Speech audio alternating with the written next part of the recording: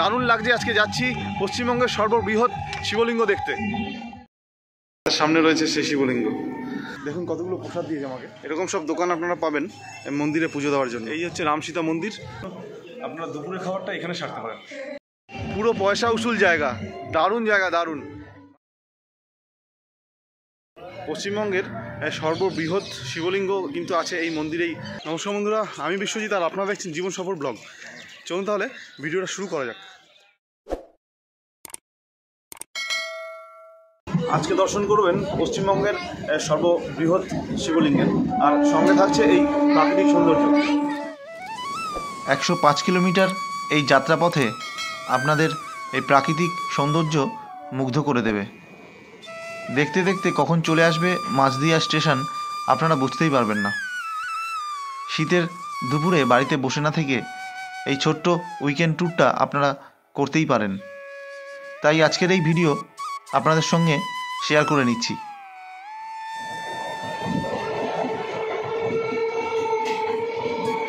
মাঝদিয়া স্টেশনে 1 নম্বর প্ল্যাটফর্মে আপনাদের নামিয়ে দেবে, আর মাঝদিয়া স্টেশন থেকে আপনাদের যেতে হবে শিবনিবাস গ্রাম। এটা হচ্ছে এক্সিট। এখান থেকে বেরোলেই সামনে বলছে টোটো পাওয়া যাবে, আর স্টেশন চত্বরটা ঠিক এরকম।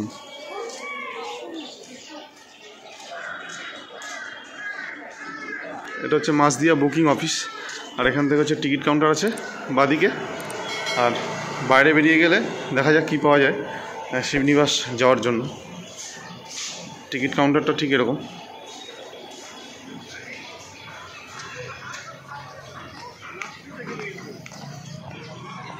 সামনেই আছে টোটো।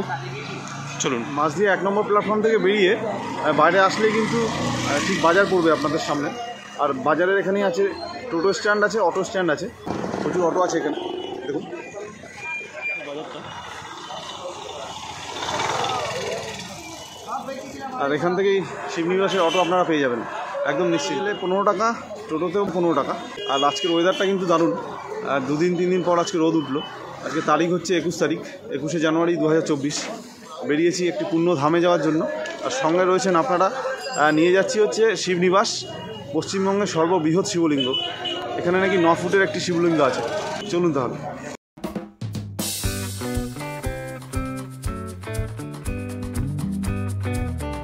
যেতে যেতে আপনাদের একটু বলে দিই এখানে আপনারা আসবেন কীভাবে। শিয়ালদহ স্টেশন থেকে আপনাদের ধরতে হবে গেদে লোকাল। গেদে লোকাল ধরে আপনাদের নামতে হবে মাঝদিয়া রেলওয়ে স্টেশন। 5 টাকা কি করে দেবো দাদা আপনার? 20 টাকা নেন।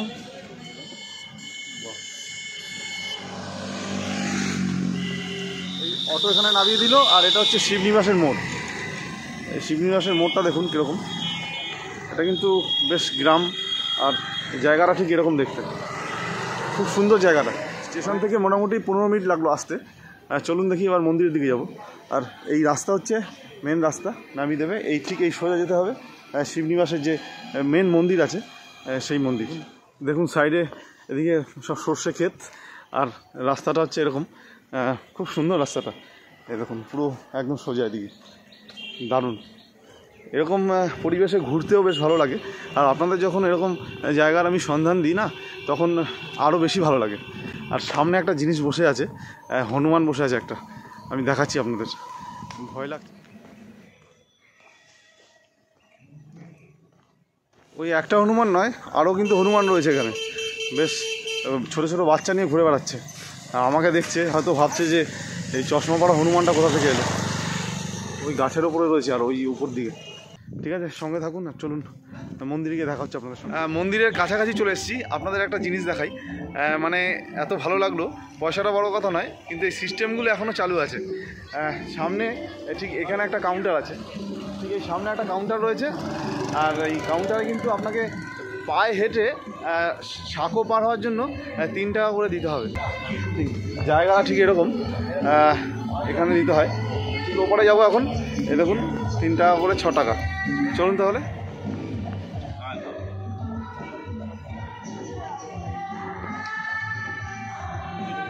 পুরো পয়সা উসুল জায়গা, দারুণ জায়গা, দারুণ। মানে আমি এই জায়গাটা আপনাদের একবার ঘুরিয়ে দেখাই, তারপরে মন্দিরে যাব। মানে প্রত্যেকটা জিনিস সুন্দর মনে হচ্ছে। আর আপনারা কিন্তু অবশ্যই আসবেন এই জায়গাগুলোতে, সঙ্গে থাকুন। এটা হচ্ছে চূর্ণী নদী। এই পুরোটা হচ্ছে চূর্ণী নদী এরকম, আর চূর্ণী নদীর পাড়টা হচ্ছে ঠিক এরকম। এই অতি প্রাচীন একটা গাছ রয়েছে এখানে, অশ্বত্থ গাছ, আর তার নিচে হচ্ছে সেই কাউন্টারটা যেখানে 3 টাকা দেবেন আপনারা, দিয়ে এই বাঁশের যে সাঁকো বলি আমরা, এইটা পেরোতে হবে। দেখুন কি সুন্দর পরিবেশ।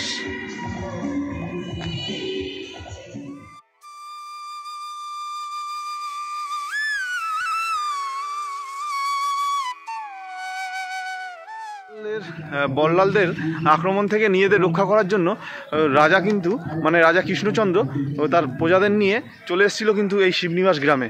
এখানে চেয়েছিল আলাদা করে একটি রাজ্য গঠন করার, আর সেই সূত্রেই কিন্তু তৈরি হয়েছিল এই শিবনিবাস মানে শিব মন্দির। চূর্ণী নদীর এই সিঁড়ি দিয়ে নিচে নামতে পারেন ঘাট পর্যন্ত। এখানেও বেশ দারুণ ভিউটা আমি দেখাচ্ছি আপনাদের। আর ওই বাঁশের যে সাঁকো, ওই বাঁশের সাঁকো দিয়ে কিন্তু এপারে এসেছি আমি, এই যে এখান থেকে এসেছি, বুঝতে পারছেন নিশ্চয়ই। যদিও চূর্ণী নদীর জল এখন প্রায় শীতের সময় একটু শুকিয়ে গেছে, বর্ষাতে এই চূর্ণী নদী কিন্তু বিশাল রূপ ধারণ করে। ঠিক এই পথ দিয়ে কিন্তু আপনাদের যেতে হবে শিবনিবাস মন্দিরে।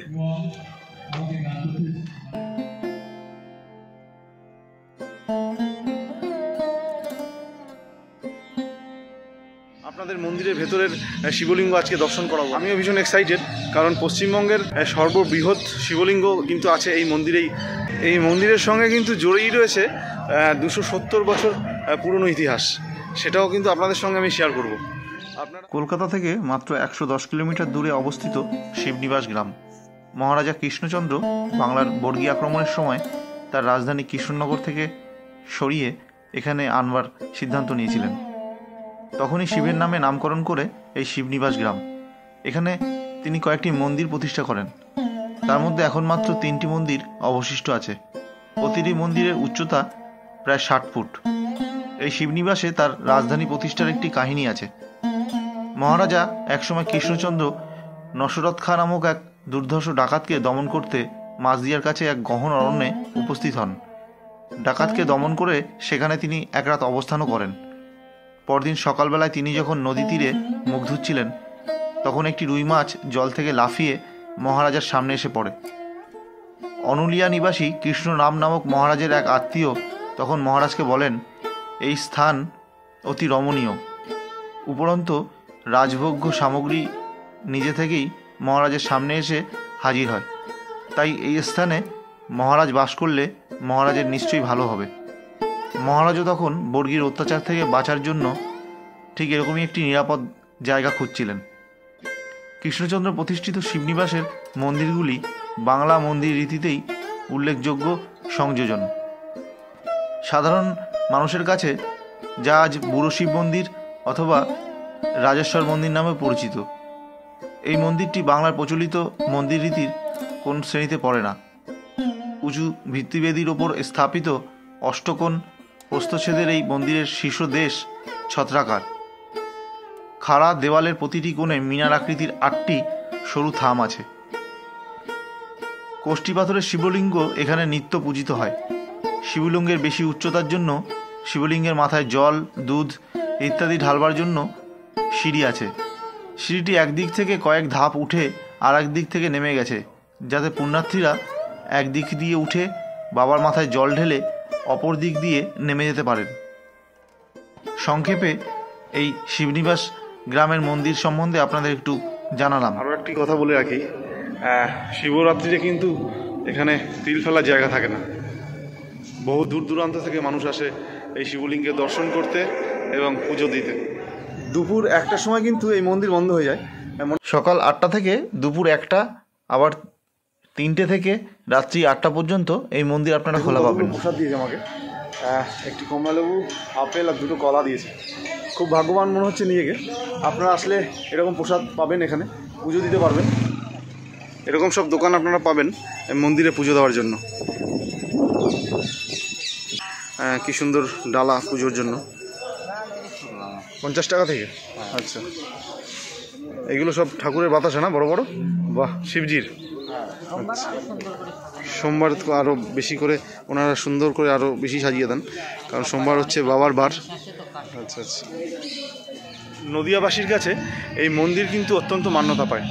শিবরাত্রি বিশেষ করে শিব পূজার দিনগুলিতে এখানে ভক্তদের ঢল নামে প্রচুর পরিমাণে। আর আপনারাও চাইলে কিন্তু আসতে পারেন, শিবরাত্রির দিনগুলোয় না আসলেও অন্য দিনগুলোয় আপনারা এসে দর্শন করতে পারেন। আর ঠিক এই মন্দিরের অপোজিটেই রয়েছে রাম সীতা মন্দির। এই হচ্ছে রাম সীতা মন্দির। সকাল 8টা থেকে 12টা আর বিকেল 4টে থেকে সন্ধ্যা 6টা পর্যন্ত দর্শন করা যায় গ্রীষ্মকালীন সময়। আর শীতকালে আবার আলাদা সময় কি আছে, 8টা থেকে 12টা 30, বিকেল 3টে থেকে 6টা, এরকম নিয়ম আছে এখানে দর্শন করার। খুব সুন্দর মন্দিরটি দেখুন। এরকম দোকানপাট এখানে বসে মন্দির লাগোয়া, কিন্তু খুবই কমই দোকান, কারণ খুব বেশি একটা নয়। আচ্ছা, এবার আপনাদের বলি, মন্দিরে তো ঘুরলেন, কিন্তু দুপুরে খাবার দাবারের কী ব্যবস্থা আছে? দুপুরে খাবার দাবার বলতে এখানে সেরকম বড় কোনো হোটেল আপনারা পাবেন না, কিন্তু টুকটাক এখানে দোকান আছে। কচুরি ভাজা হচ্ছে এখানে, গরম গরম কচুরির দোকান আছে, চা বিস্কিটের দোকান আছে পরপর, একটি মিষ্টির দোকান আছে। মাঝদিয়া স্টেশন রোডের এখানেই রয়েছে এই রেস্টুরেন্টটা, পার্ক হোটেল অ্যান্ড রেস্টুরেন্ট। আমি দুপুরে খাবারটা এখানেই সারলাম। একটা রেস্টুরেন্ট আছে, বেশ ভালো পরিষ্কার পরিচ্ছন্ন, আপনারা দুপুরের খাবারটা এখানে সারতে পারেন। আমি এখানেই খাচ্ছি। আর লাঞ্চে আছে একটা ডবল রুটির অমলেট নিয়েছি। আর দেখুন কী সুন্দর খাবারটা দিয়েছে, রিজনেবল প্রাইস, একদম 70 রুপি অনলি। দেখাচ্ছি আপনাকে। এটা হচ্ছে পালং শাক, এটা ডাল, আর এখানে চিপস দিয়েছে, একটু সরু চালের ভাতও আছে, আর একটা ডবল ডিমের অমলেট আছে। আর জমিয়ে খাওয়া দাওয়া করে আপনাদের সঙ্গে আবার কথা হচ্ছে। শিবনিবাস মন্দিরের ঠিক পেছন সাইডে এরকম একটা বাজার আছে ছোটো। এই দেখুন উপরে একটি গাছ রয়েছে, অশ্বত্থ গাছ, আর এই গাছের এই আশেপাশেই হচ্ছে খাবারের দোকানপাট আছে। টুকটাক খাবার আপনারা এখান থেকে খেতে পারেন, একটু কষ্ট করে। আবার এখান থেকে স্টেশনে গিয়েও আপনারা খাওয়া দাওয়া করতে পারেন। তো এই বিষয়টা আপনারা একটু দেখে নেবেন। এই মন্দিরে আসলেই আপনাদের কানে টিয়া পাখির কিচিরমিচির আপনাদের কানে বাজবে। আর এই মন্দিরেই কিন্তু টিয়া পাখিরও বাস আছে, হাজারো সংখ্যক টিয়া পাখি এই মন্দিরের চূড়াতে বাস করে। আপনাদেরকে সেটাও একটু আমি দেখাচ্ছি। পাখি বলে এদের কি আর জীবন নেই? এদেরও তো মনের ইচ্ছে আছে, তাই কংক্রিটের জঙ্গল ছেড়ে তারা ঘর বেঁধেছে এই 270 বছর প্রাচীন শিব মন্দিরে। রাজা কৃষ্ণচন্দ্র অনেক চিন্তাভাবনা করেই এই মন্দিরের চূড়াতে ছোট ছোট গর্ত রেখেছিল, যাতে পাখিরা তাদের জীবনটা এই মন্দিরের চূড়ায় কাটাতে পারে, আর নিশ্চিন্তে তারা ঘর বেঁধে তাদের পরিবার নিয়েও থাকতে পারে। সত্যি ভীষণ ভালো লাগলো এই জিনিসটি দেখে। মন্দিরের পুরো ব্যাপারটা আমি আপনাদের দেখালাম, সংক্ষেপে যতটা আমি জানি, যতটা জানার চেষ্টা করলাম এলাকার মানুষের কাছ থেকে, ততটাই আপনাদের সঙ্গে আমি শেয়ার করলাম। শিবনিবাস মন্দির প্রায় ঘোরা হয়ে গেল, চলে এসেছি সেই বাঁশের সাঁকোতে, চুনি নদী। এই জায়গাটা এত ভালো লেগেছে, মানে যেতে ইচ্ছে করছে না এরকম টাইপের। যাই হোক, আপনারা আসলে কিন্তু ঠিক এইভাবে আসবেন, সুবিধা হবে। আর সমস্ত তথ্য আমি চেষ্টা করলাম শেয়ার করার। আজকের এই শিবনিবাস গ্রামের এই ব্লগটা কিন্তু আমি এখানেই শেষ করছি। আজ তাহলে আসি, আবার দেখা হবে আপনাদের সঙ্গে নতুন একটি জায়গায় আর নতুন একটি ভিডিওতে। সবাই ভালো থাকবেন আর সুস্থ থাকবেন।